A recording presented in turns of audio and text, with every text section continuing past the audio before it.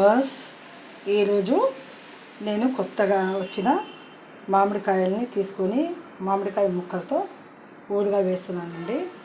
Present నంచుకోవడానికి ఇక్కడ ఆవాలు నేను వేడి చేస్తున్నాను.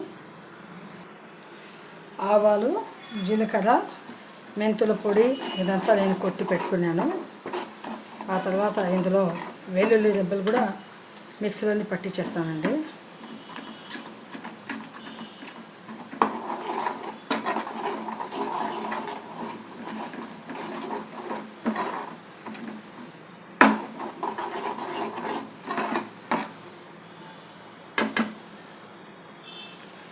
ఇలా వేడి చేసుకున్నాను.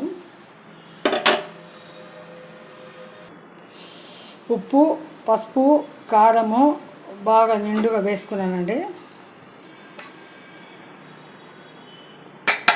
వేసేసుకున్నా. ఇప్పుడు ఇది వేడి చేసుకున్నాను కదా, దీంట్లో పంపేస్తానండి.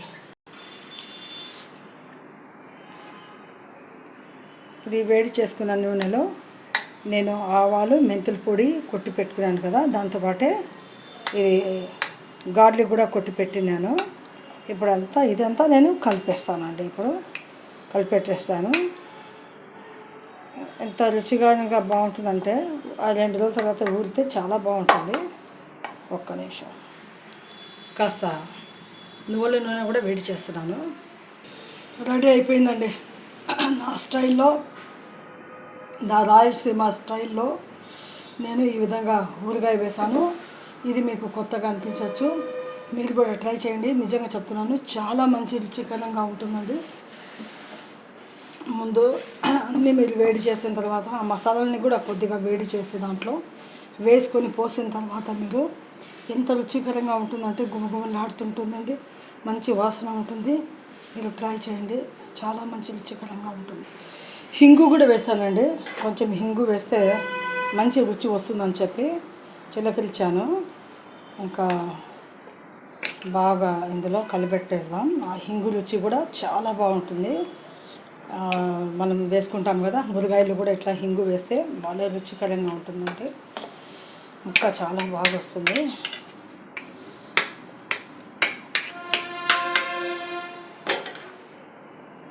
ఇంకా దీన్ని ఒక 2 రోజులు ఊరనిస్తాం, బాగుంటుంది. ఆ ఊర కొద్దీ ఇంకా చాలా రుచికరంగా అవుతుంది. ఇప్పటికే చాలా బాగుంది, మంచి వాసన గుమగుమలాడుతున్నది. నా పద్ధతిలో ఈ విధంగా ఊరగాయ తీసుకొని మీరు ఈ విధంగా చేసుకోండి, చాలా బాగుంటుందండి. మా వ్యూవర్స్కి ఇది ఒక కొత్త రకమైన ఊరగాయ, మీరు ట్రై చేయండి. Please like my channel, subscribe me, share చేయండి అందరికీ ప్లీజ్.